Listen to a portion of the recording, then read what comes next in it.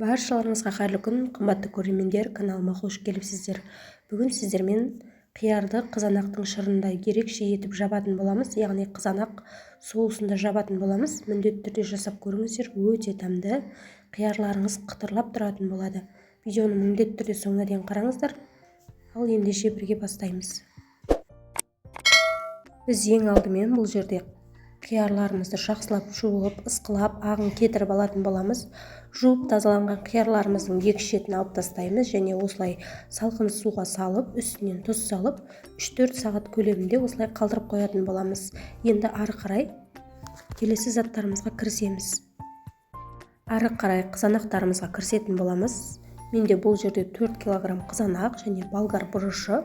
Қызанақтардың барлығын жуып тазалап алдық және осылай барлығын турап, ет тартқыштан немесе блендерден барлығын өткізіп алатын боламыз. Біз бұл жерде қиярларымызды қызанақ шырында дайындайтын боламыз. Сол себепті қызанақтарымызды ет тартқыштан өткізіп және осылай ситадан өткізіп аламыз. Бізге бұл жерде қызанақтың шырыны қажет.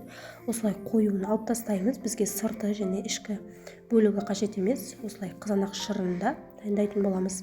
Кең көлемді ыдысқа шегіп дайындап алған қызанақтарымызды осылай ыдысқа құйып, газға қойып, 1 сағат көлемінде қайнатамыз. Енді дайын болған қиярымызды осылай стерилдеп булап алған банкімізге ең алдымен укропымызды және осылай жуып дайындап алған болгар бұрышын және бір бас ащы бұрышымызды және қалауларыңызша чеснокты сала беретін боласыздар және жуып дайындап алған қиярларымыздың барлығын осылай нығыздап баса отырып барлығын рет-ретімен салып алатын боламыз. Мінекей осылай нығыздап қиярларымыздың барлығын саламыз. Бұл жерде қиярлардың орташа көлемде және кіші көлемде болғаны жақсы. Және осылай барлығын салып, үстінен 3 дана лавр жапырағын және ірі қара бұрыштан салып дайындап қоямыз және сақырлап қайнап тұрған ыстық суымыздан құямыз және 20 минутқа осылай суымызды құйып қалдыратын боламыз. Енді осы 20 минут уақыт аралығында қалған болгар бұрыштарын осылай жуып және құрғақ майлыққа жайып қоятын боламыз, немесе осылай құрғақ шашыққа жайып қойсаңыздар болады. Су кепкен соң осылай майда бөліктерге бөліп турап дайындап алатын боламыз. Осылай болгар бұрыштарын ұсақтап турап алдық және үстінен укроп ұсақтап турап қосатын боламыз. Бұл көкөністерді алдын ала осылай турап дайындап қойсаңыздар, кез келген тағам түрінде қолдана беруге болады, әрі уақыттарыңызды үнемдейтін болады. Осылай укроптарымызды ұсақтап турап, үстінен 3 дана чеснок қосатын боламыз. Чеснокты қалауларыңызша қосып дайындай берсеңіздер болады. Жақсылап араластырамыз және қалауларыңызға қарай кез келген ыдыстарға салып, морозилькаге салып қойсаңыздар болады. Мен осылай одноразовый пакетикке салып, морозилькаге салып қоямын.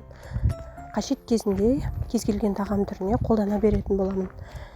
Немесе манты, пельмен жасаған кезде тұздықтарға да қосып қолдана берсеңіздер болады.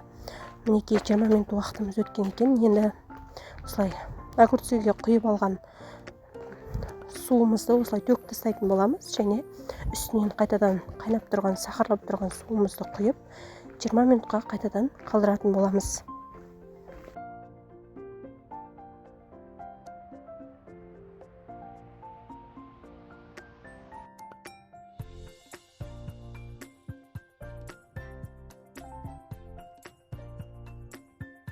Мінекей осылай 20 минут өткен соң суын төгіп тастаймыз және 2 литрлік банкімізге 2 ас қасық толтырмай тұз салатын боламыз. Үстінен 1,5 қасық қант саламыз және 70% уксусымыздан 1 ас қасық толтырмай құйып, үстінен дайындап алған томатный пастамызды осылай құйып шығатын боламыз. Және барлығын құйып болған соң тез арада суытпай банкімізді жауып аламыз.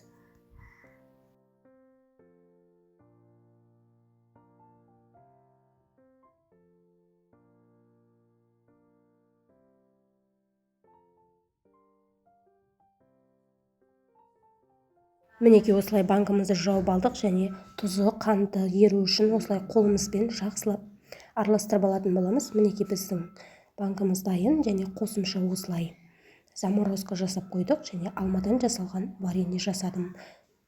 Сіздерге де жасап көруге кеңес беремін.